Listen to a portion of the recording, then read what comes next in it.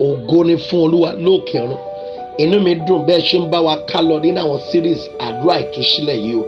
Series 1, Series 2, Series 3, Series 4, Series 5, Series 6. Ó ní agbára. Mọ́mì máa mi ṣe mà. Máa mi ṣe rí pé ó gbọ́. Rí pé ó lè bá wa pàdé lórí His Mercy TV. Lọ lórí Facebook ẹ̀ His Mercy TV. Tó bá gọ́gùn sórí ẹ̀ wàá rí àwọn post tá a ti ṣe lórí àwọn series yìí ní Yorùbá version. Lórúkọ Jésù ojú òní tìyẹ́ o. Àná lè lọ sórí YouTube wa His Mercy YouTube. Wàá rí àwọn program series tí mo sọ yìí ọ̀fẹ́ ni o. Bó ṣe ń gbà àwọn àdúrà yìí ìṣẹ́gun máa jẹ́ tiẹ̀. A fẹ́ bẹ̀rẹ̀ iṣẹ́ àdúrà kan lórí ọwọ́.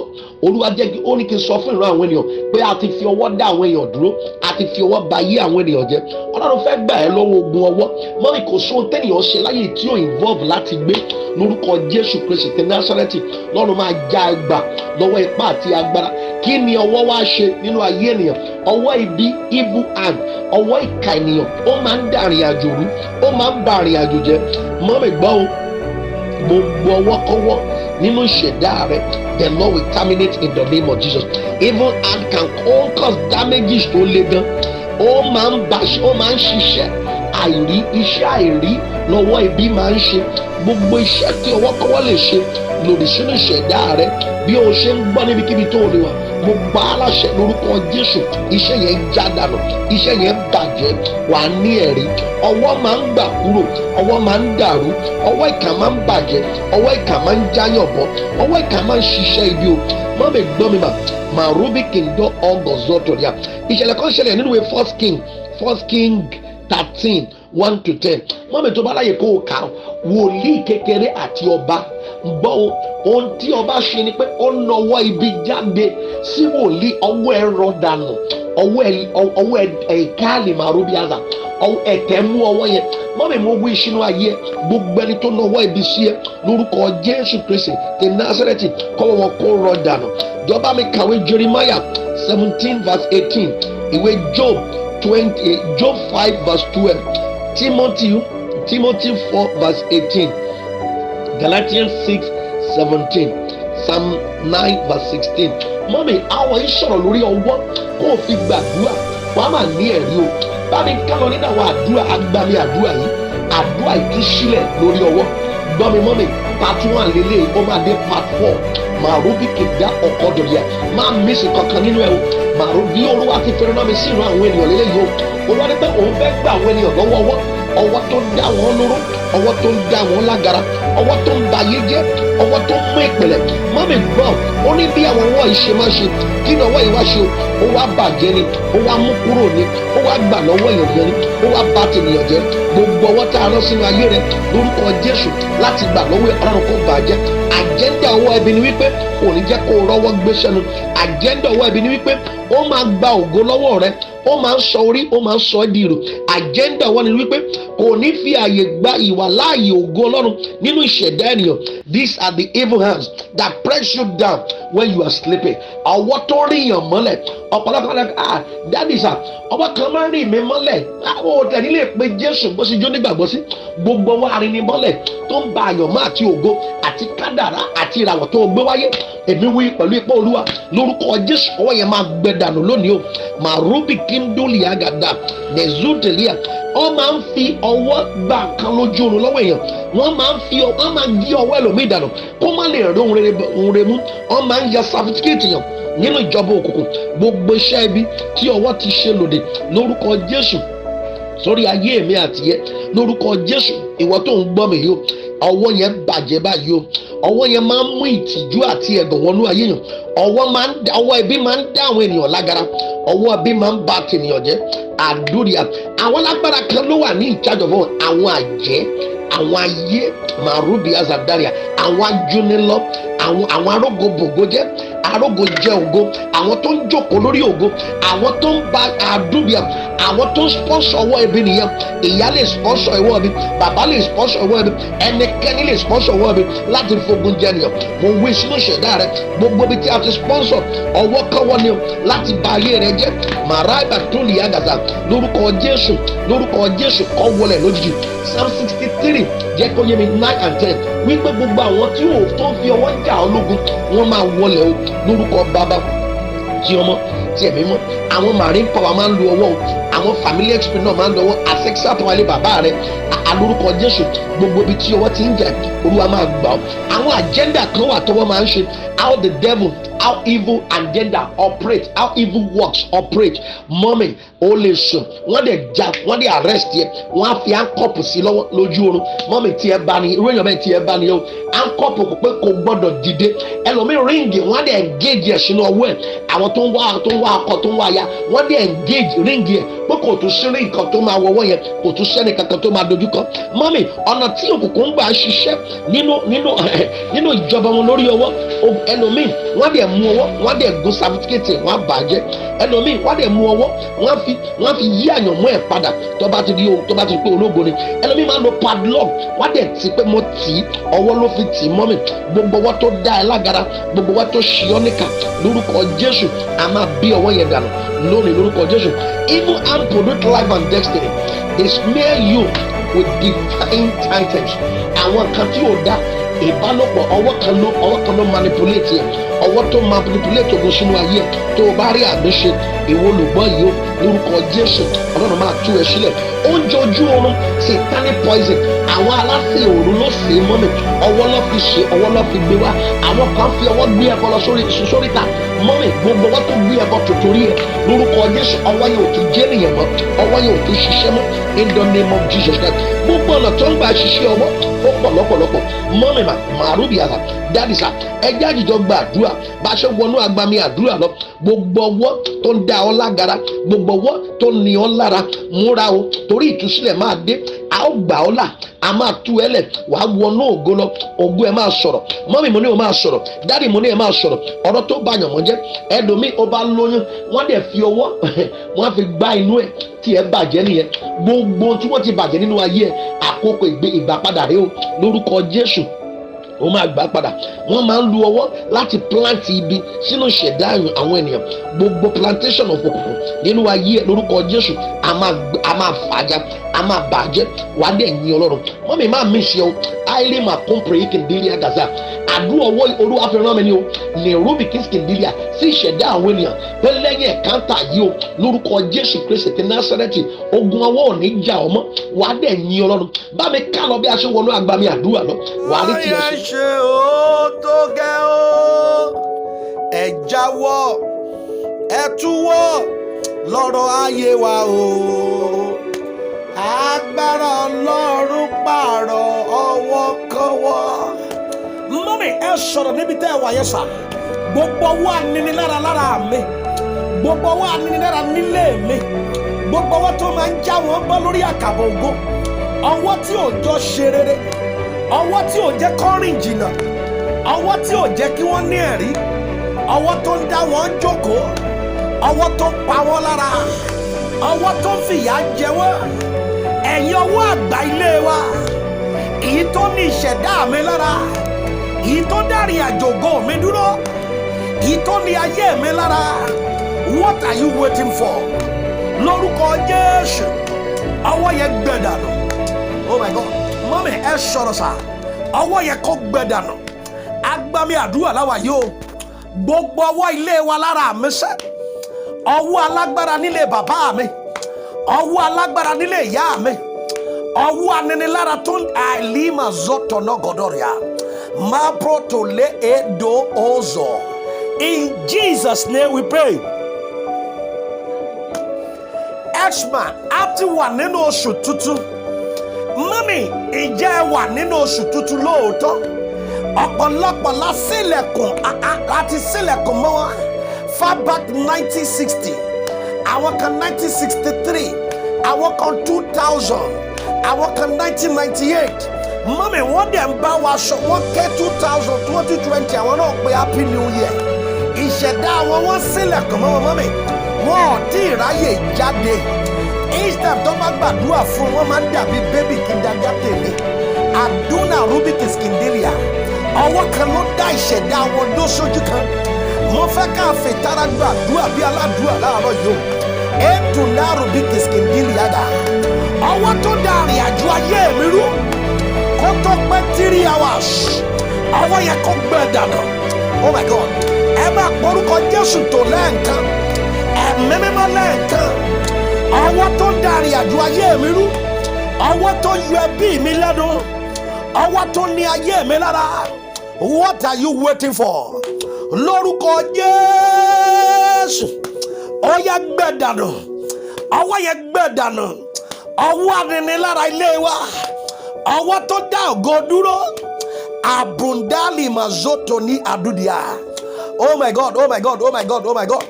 Ọwọ́ tó ní mi ò ní ga jù òun lọ ọwọ́ tó ní mi ò ní jẹ́ nìyàn ọwọ́ tó ń ba ìyanu jẹ́ ọwọ́ tó fi gbé ẹbọ lórí tàtí torí mi ọwọ́ tí wọ́n fi ṣèkà tí wọ́n fi sí àgádágodo pa. Oh my God, oh my God, oh my God. Ó dẹ̀ yẹ ká rí àdúrà yìí gbà o. Gbogbo ọwọ́ aninilára ilé bàbá mi ọwọ́ tí ò ń jẹ́ kọ́ lọ́wọ́ yọ sókè ọwọ́ tó ń pa wọ́n mọ́lẹ̀ àìlí makobia. What are you waiting for? Ọwọ́ yẹ kó rọ báyìí o ọwọ́ yẹ kó rọ báyìí o. Erubikinduli agadada ezo tona akọ ọzọ rimakupri intuli agado ọzọ. Ọwọ́ yẹ gbẹ dànù bẹ́ẹ̀ o ọwọ́ yẹ gbẹ dànù bẹ́ẹ̀ o. Oh my God, oh my God.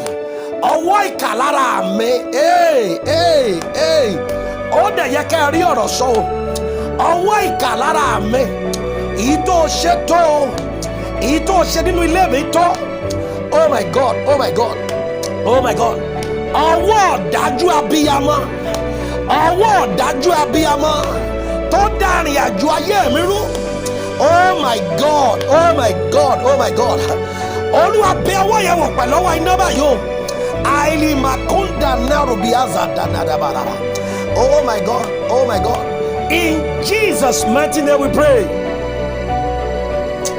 Olúwa dìde níbi ìṣúra rẹ o. Ìwọ àti àpótí agbára rẹ. You are asking God to arise with the voice of his mightiness. Man, when God is at work, who can fight the battle that belongs to God? The battle you are fighting is not your battle. The Bible said the battle belongs to the Lord. We are talking about the man of war. We are talking about the God that can fight every battle. The time to silence the Anagbara has come. The time to silence the mighty man of your father house has come. Matuna Zotoni Akoleaza. Yemi word. Some people vow that if they are alive, there is no testimony. You need to silence them before they silence you. You need to pray with holy anger. The Bible says since the day of John the Baptist that the kingdom of God suffered violence and the violence taken by force.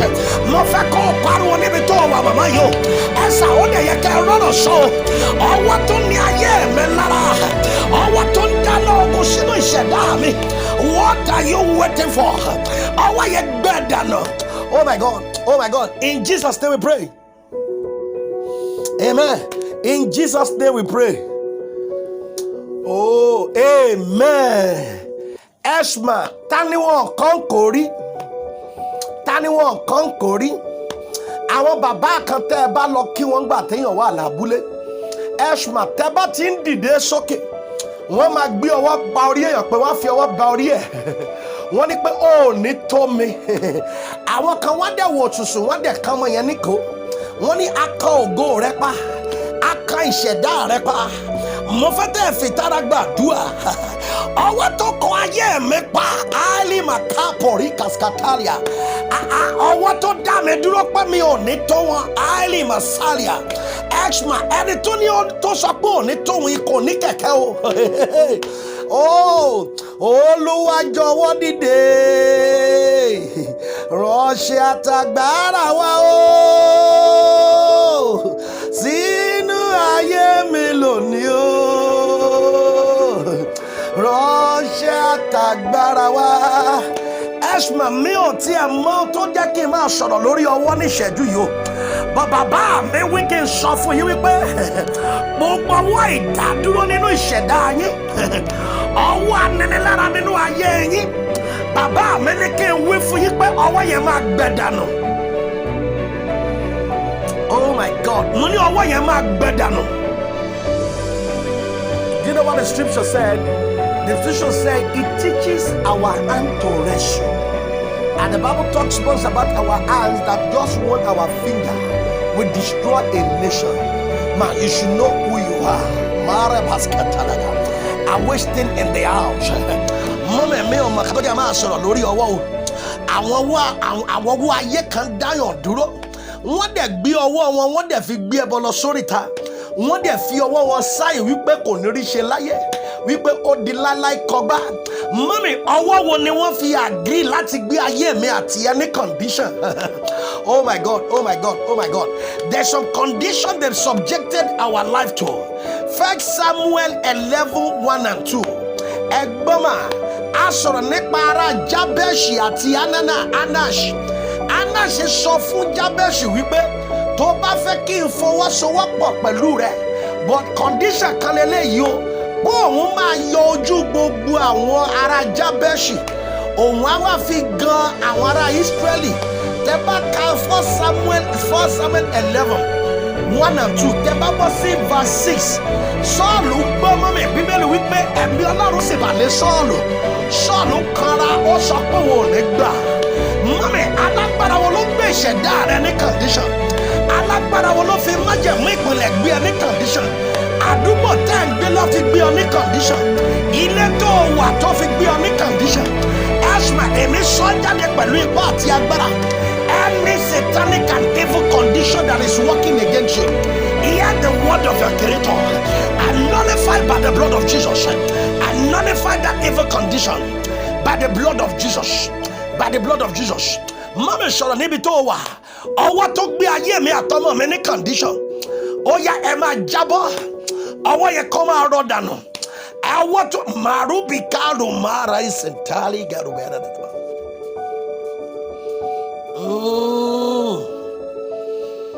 Marikadaleri gayele. Yege gozo so. Le bazo to le agado de la rosa. Ọwọ́ tó gbé mi ní condition. What are you waiting for?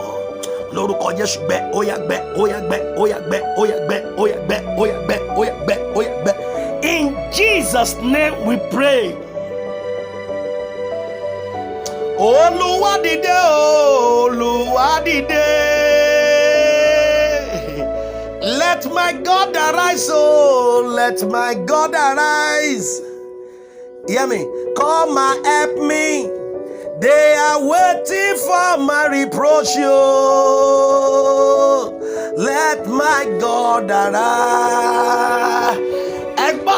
Everyone that is waiting for your reproach, every individual waiting for your reproach, I prophesy this moment, they will wait in vain in the name of Jesus. Gbogbo ẹni dànù ọkọ̀ dọ̀ọ̀dọ̀ọ̀dọ̀. Mọ́mí ẹ gbàdúrà níbi tẹ́ ẹ wà má. Oh my God. Ọwọ́ ìhọ́nà lé àzádà. Ọwọ́ tó ń pa ìràwọ̀ mọ́ mi lára. Àyàlá kàtó ní àdàbà. Ọwọ́ tó ń pa ìràwọ̀ mọ́ mi lára. Ọwọ́ tí ò jẹ́ kí ìràwọ̀ mi ó dìde. What are you waiting for? Lórúkọ Jésù Kristi ti Násárẹ́tì. Ọwọ́ yẹn gbẹ dànù. Oh my God.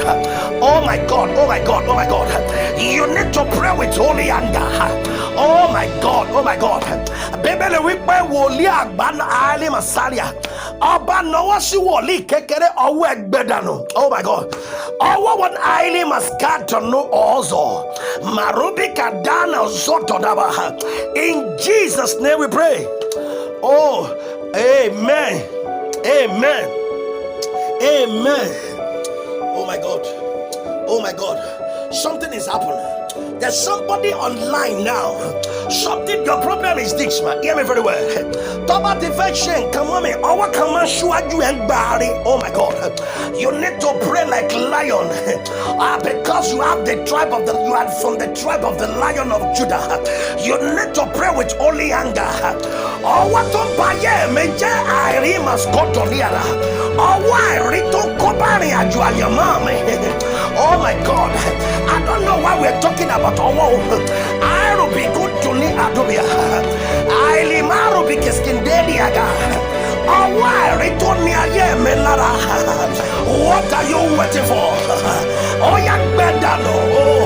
Pẹ̀lú àṣẹ Èdùmàrè. Ó yá gbẹ dànù. Lórúkọ Jésù ó yá gbẹ. Ọwọ́ tó ní ìṣẹ̀dá mi lára. Ọwọ́ tó kún ayé mi lójú. What are you waiting for? Lórúkọ Jésù. Ó yá gbẹ, ó yá gbẹ, ó yá gbẹ, ó yá gbẹ. Oh, Maika pori basaida. Yekaskatani kadala. Endalika seliada. In Jesus' name we pray. Every satanic manipulated hand in your life, I command them to be wither now. Wither now. Wither now. Wither now. Wither now. Oh, agbára yí ọwọ́ padà o. Iṣẹ́ ìkàtọ́wọ́ yẹn ṣe ó tó gẹ́. Ẹ jáwọ́, ẹ túwọ́ lọ́rọ̀ ayé wa o. Torí pé agbára Ọlọ́run ti pààrọ̀ ọwọ́ kọ́wọ́. Ọwọ́ wo ló bo ìràwọ̀ mi tí ò jẹ́ ìràwọ̀ mi ó tán? Ẹ sọ̀rọ̀ mà, àìkà pórì màsálíà. Kì í ṣe ibi tó wà ló yẹ kó wà yẹn mà. Ọwọ́ kan ti bo ìràwọ̀ yẹn mọ́ mi mà. Oh my God, oh my God. Àìlímà kúmpa rúbíkẹ̀ skìndé ìdúwà kàtà. Ọwọ́ kan ti bo ìràwọ̀ mọ́ mi sà. Ọwọ́ kan ti lérí ó ti bo ìràwọ̀. Ọwọ́ tó bo ìràwọ̀ mi á bo ìràwọ̀ àwọn ọmọ mi. Ọwọ́ tó bo ìràwọ̀ ayá mi bo ìràwọ̀ mi. Ọwọ́ tó bo ìyàyànmọ́ mi ìtò ṣètò. Ẹ̀yin ogun ọ̀run tó láàánú dà. Ẹ̀bẹ̀ ọwọ́ yẹn dànù. Kí ògo mi ó tàn ó. Màá rí màsíkèdìrí wà. In Jesus' mighty name we pray. Psalm 35 verse 1 ló wí pé Olúwa yóò gbógun ti àwọn tó gbógun ti mí. The Lord will contend with those that contend with me. Man, oh my God. Psalm 63 verse 9 and 10. Psalm 63 verse 1 and 10. The Bible says something clearly there. That is the judgment for your enemy. Ó ní gbogbo àwọn tó ń wá ìfarapa mi àti ẹ̀yin. Ebaduniaza. Ó ní wọ́n wọlẹ̀ lójijì. Is somebody have a Bible there to read? Tí ọ̀kan bá ní Bible ń bẹ́ẹ̀ kó kà. Ó ní gbogbo àwọn tó ń yọ ẹ́ lẹ́nu mọ́ mi. Gbogbo àwọn tó ń yọ ìdílé rẹ lẹ́nu. Gbogbo àwọn tó ń yọ ọmọ rẹ lẹ́nu. Gbogbo àwọn tó ń yọ ọkọ rẹ lẹ́nu. Gbogbo àwọn tó ní pópóbi tó máa gbégbà. Gbogbo àwọn tó tàka wípé wàá rí. Ọwọ́ tó tàka sí ọ pé wàá rí. Ọwọ́ tó náà máa jẹ́rìí ara ẹ̀ nínú ayé rẹ̀. Ó ti di òkú báyìí o. Àìlímà rúbìkì sílíà kàdáríà. Ọwọ́ tó tàka wípé wàá rí. Ẹ̀sìnà àwọn ọwọ́ kan ti tàka o. Àwọn ọwọ́ kan ti tàka pé wàá rí. Ọwọ́ kan tó sọ pé òun jù ẹ́ lọ. Àrùbìkì ń dà rúbì àzàdáríà. Ọwọ́ ẹlẹ́yẹ tó tàka sí o. Ọwọ́ ìpìlẹ̀ kan ti tàka mọ́ mi. Wọ́n ní jáwọ́ bí bó ṣe máa rìn nìyẹn o. Jáwọ́ bó ṣe máa sọ sí ìdí o. Ìwọ ká ló tàka sí o. Ọlọ́run Ísírẹ́lì ló tàka sí o. Ayérayé ló tàka sí o. Màráìkà púrí màsáìkà dúdìá kàbá. Báyìí lọ́lọ́run ìpè wí o. Ó ní ọwọ́ tó tàka wípé wàá rí o. Ó ní kó tó pé 72 hours. Irú ènìyàn bẹ́ẹ̀ ilẹ̀ kó gbé mi lójijì. Talori Psalm 63, Psalm 63, 9 and 10. Talori ma. If somebody there that can see it. Psalm 63, 9 and 10. Yes, Psalm 63, 9 and 10. Oh my God, oh my God, oh my God. Oh, akoko no to. Akoko to the time has. Ebama. Oh my God. Everyone that is seeking your andona. Rubia Tanika Toda. The Bible is telling you, Masuta Neribia, I want whoever that is seeking for your life, whoever that is seeking for the life of my children, that is seeking for the life of your children, whoever that is seeking for your own life, the Bible said they will go beneath the earth. Mommy, I'm one say mefa for enjoy the one say mefa ni bito wayama. Show the work big be say mefa. Wa paro ni bito wa be. No one say mefa fa yo lori buruku aye. To ne me on ejenia. Mo one say mefa fa wa nene la le me.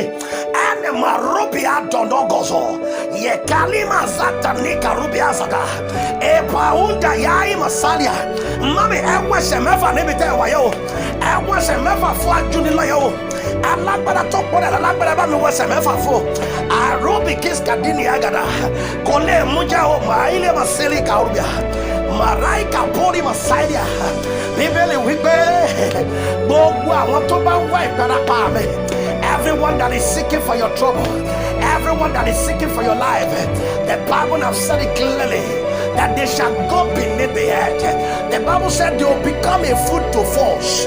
Only kọlọkọlọ wọn máa di ìjẹ, ọ̀tá rẹ̀ máa di ìjẹ o, ó máa di ìjẹ sẹ́, ó fẹ́ bọ́kàn ní ma. Arubikindo akozozo mapakatulia gadana zua bogbare toni oni ali masalia. Also ye have been declared that is a month of rest, is a month of rest and settlement. Mommy, settlement that have been forgotten in the past years, many years ago. If your amen can rule, oh yeah, take it back now in the name of Jesus. Mommy, I gbọ́ mi ma. Yes, I gbọ́. Proverbs chapter, oh my God, chapter 6 verse 31.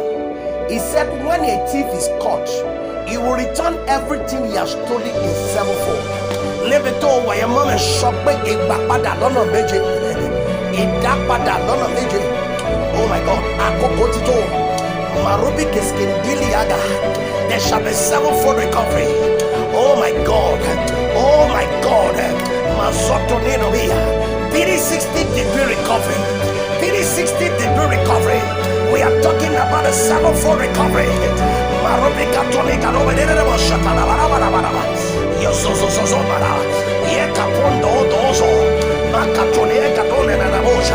every recovery, it is time to recover.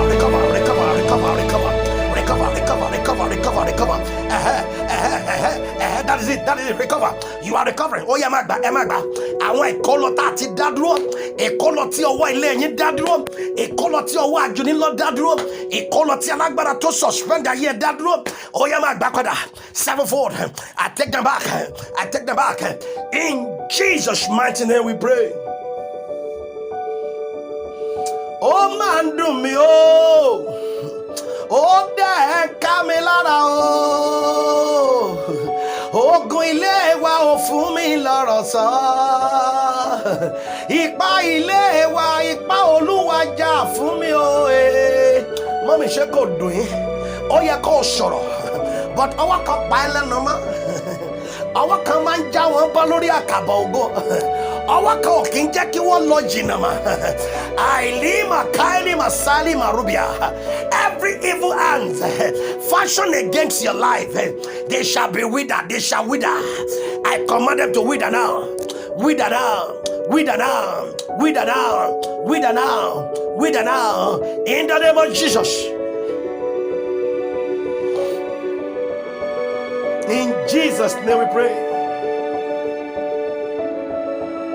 This is the 7th month, and you need to take advantage of that number 7 to recover in sevenfold.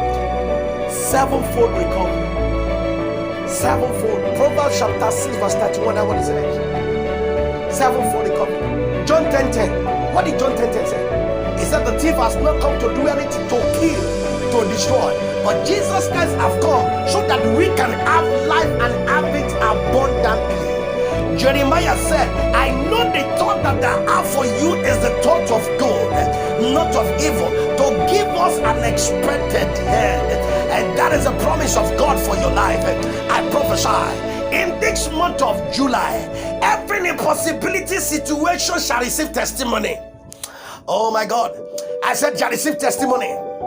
every impossibility situation of life shall receive testimony. No more struggleness. You are exempted from any form of evils. Oh my God. Psalm 91 said, he who dwelleth in the secret place of the Most High will abide under the shadow of Almighty. Ẹni tó jókòó níbi kọ̀kọ̀ ọ̀gá ògo. By the blood of Jesus Christ, you are qualified to sit in the what? Under the pavilion, under the protection of God. You and your husband. Ẹ̀yin àtìlẹ́ yín tẹ́ ẹ bá rà mí ṣe kóṣù yóò tó parí. Ìyanu tó máa mú yín pè pé pásítọ̀ Ọlọ́run yín tóbi ṣá. Ó dẹ̀ ti dá wa lóhùn. Èmi sọ pẹ̀lú ipa ẹni tó pè mí tó rán mi o. In fact, kó tó di on the 5th of this month, testimony that will make you to shout for joy. If your amen can rule, oh yeah, receive that in the name of Jesus. In the name of Jesus, Edgar, receive that, receive that, receive that, receive that. Mommy, ẹgbọ́n tí àmì mọ́ wí o, ẹgbọ́n ó ní àwọn kan ti congratulate yẹn nínú ẹ̀mí kọ́ má bàa lè congratulate wa lójú ayé. Some people congratulated you. They stretch forth. Ọwọ́ tí wọ́n ti sin, wọ́n sin ọwọ́. Wọ́n dẹ̀ fi ọwọ́ yẹn congratulate yẹn mọ́ mi. Ẹnìkan fi òrùka ṣọwọ́, ó dẹ̀ fi bàtì àkọlà ha. Ó ní ohun gbogbo tí wọ́n tẹ̀lé yẹn bá ti mú ọmọ máa jábọ́ ni. Èmi dúró nínú ipa Olúwa mi ò dá dúró. Mo dẹ̀ sọ̀rọ̀ mi ò dá sọ̀rọ̀. Mo sọ̀rọ̀ pẹ̀lú májẹ̀mú ẹni tó rán mi o. Mo wí pẹ̀lú agbára. Tàṣẹ lọ́jọ́ ń yọ báyìí o. Tàṣẹ ní òórùn náà. Agulagado ogozo miopalia katani geduni agazada gbọmọ mi ọwọ́ wo ló kó bá rìn àjò ẹ o ọwọ́ wo ló sowọ́pọ̀ ìfọsowọ́pọ̀ ọwọ́ wo ló kó bá o lónìí ọwọ́ yẹ kó túká lórúkọ Jésù ọwọ́ yẹ kó túká lórúkọ Jésù ọwọ́ yẹ kó túká lórúkọ Jésù ẹgbọ́n maika puri masali kandudi agada. Oh my God. Ta ló gbọ́ ọ lọ́wọ́ tó dẹ̀ gbáre lọ́wọ́ ẹ̀ mọ́ mi. Some people have the handshake with you and they take from you. I decree and I declare every virtues you've lost. According to Job 20:15, he said they've swallowed riches. They've taken away your riches, but they will vomit it. And the Lord will cast it out of their belly. I prophesy to somebody now. Wherever you may be now, wherever you are located now, our prayer does not recognize boundaries because my God is omnipotent, omniscient, omnipresent. It's in everywhere. I decree and I declare to you, everyone under my voice, whatever you've lost in the past as a result of your negligence, as a result of foundational encounter, by the reason of anointing now, oh yeah, take them back in double fold. It's sevenfold. Take it back. Take it. Take it, take it, take it, take it, take it, take it, take it, take it, take it, take it, take it. Oh my God. Ọwọ́ tó jẹ́ ọ̀dàgbà tó lóhun tágbà ní àìlè màkárì màsáríà. Bẹ́ẹ̀ bá ṣe wòlíì Ọlọ́run ní tòótọ́. Mo pa á láṣẹ fún ẹ̀yin olùgbọ́ yìí o. Mo pa á láṣẹ ọwọ́ yẹn kó gbẹ dànù. Oh my God. Ọwọ́ yẹn kó gbẹ lóòyẹ sẹ́. Ọwọ́ yẹn ò tún ṣiṣẹ́ mọ́ o. Ohun gbogbo tó ṣe lòdì lórí ayé ẹ̀jẹ̀ Jésù terminate yẹn. You are coming back to testify. Mọ́mi níbi tó bá wà náwó ẹ̀ jẹ́ kí owó ẹ̀ kó ga ju orí ẹ̀ lọ mọ́mi. Sọ pé gọ́gọ́gọ́ báyìí lọ́wọ́ máa ń yọ ju orí lọ. Gbọ́rọ̀gbọ́rọ̀ báyìí lọ́wọ́ máa ń yọ ju orí lọ. Oh, mọ́mi nígbà tẹ́ ẹ lọ́wọ́ sókè sí ọwọ́ yẹn ga ju orí yín lọ. Oh, ẹ pariwo níbi tẹ́ ẹ wà pé èmi lágbájá ọmọ lágbájá. Mẹ̀rúbí kàdọ́nà ọ̀ṣọ́tọ̀ níyà. Èmi lágbájá ọmọ lágbájá orúkọ mọ́mì yìí lè máa dá sí. Pé bí ọwọ́ mi ṣe ga ju orí mi lọ. Bí ọwọ́ mi ṣe ga ju orí mi lọ. Ó gbẹ̀yìn ọ̀tá mi pátá mo ga jù yín lọ. Oh my God, mo ga jù yín lọ. Mo ti ga jù yín lọ báyìí o. Mo ga jù yín lọ. Mo ga jù òṣì lọ. Mo ga jù àìlówó lọ. Mo ga jù àìríṣẹ́ lọ. Mo ga jù àìmárì lọ. Mo ga jù àìríṣẹ́ṣe lọ. Mo ga jù àìlí màkáìrì màsálì màkópòríàdà. Oh my God, mo ti ga jù yín lọ sẹ́. Mo ti ga jù yín lọ.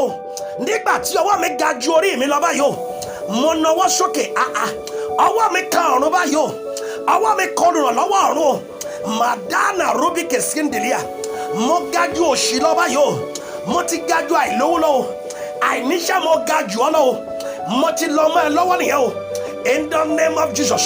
Nígbà tí ọwọ́ ẹ ga ju orí ẹ lọ mọ́ mi ó ti ga jù níbi tẹ́ ẹ ti ń ṣiṣẹ́ o àti rí ọba yìí o divine connection divine lifting upon your life now in the name of Jesus. Lift your hands above your head. As your hand is lifted above your head, something is happening. And begin to confess, I begin to pronounce that I've been lifted now above the sky. I've been lifted above limitation. You are lifted above limitation. You are lifted above trials. You are lifted above errors. You are lifted above foundations. You are lifted above evils. You are lifted above arrows. You are lifted above mistakes. You are lifted and be connected. Wherever you are, I'm lifted and be connected. I'm lifted and be connected. Oh, mama, be ocean no way. Awa kawa lolowa. Shaka bi mo ocean no way. Awa meti kawa lolowa. O kawa lolowa. I'm lifted and be connected in this world. I'm lifted at the same time I'm connected. In the name of Jesus. Awa me kawa lolowa chichi. Oru lolowa bang beta. Marai pakali masali akalia. In Jesus' name we pray.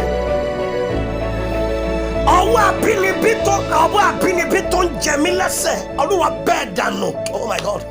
Oh, Maraili Maselia. Thank you, Father. In Jesus' mighty name we pray. Oh my God. There's somebody in the house.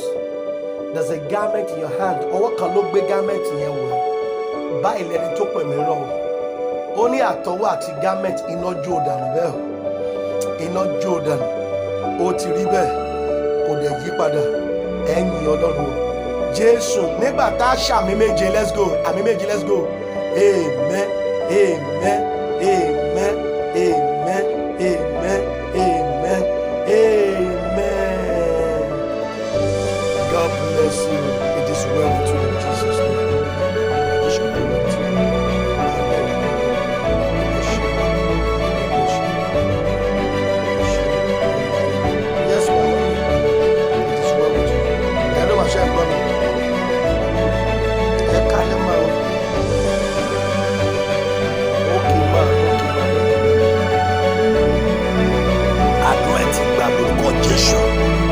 Receive message máa fi ṣọwọ́ àdúrà ìtúsílẹ̀ lórí ọwọ́ ni gbogbo ọwọ́ ìbànújẹ́ àgbàjẹ́ àgẹ̀dànù every evil hand is cut off in your life and there shall be testimony in the name of Jesus. You are next on line to testify. In this month you will not struggle to be recognized. Oh, the struggle mọ̀láyé àwọn ọba tó tinú ẹ̀ jáde ò ní struggle ìwọ náà ò ní struggle wàá yin Ọlọ́run ojú àdúrà ò ní tiẹ̀ o bẹ́ẹ̀ lọ́lọ́run Israel bẹ́ẹ̀ lọ́lọ́run Israel wí o bẹ́ẹ̀ lọ́lọ́run Mercy wí o bẹ́ẹ̀ lọ́lọ́run ìpè mi wí o ó ti rí bẹ́ẹ̀ kò dẹ̀ yí padà o Jésù agbára wa nígbà tá a ṣàmì méjì láti parí ẹ̀ ó yá o àmín àmín àmín àmín àmín àmín àmín lórúkọ Jésù. Share that video, share it to people, the broadcast. As you are doing this, the Lord will bless you and it shall be well with you in Jesus' name. Amen. God bless you.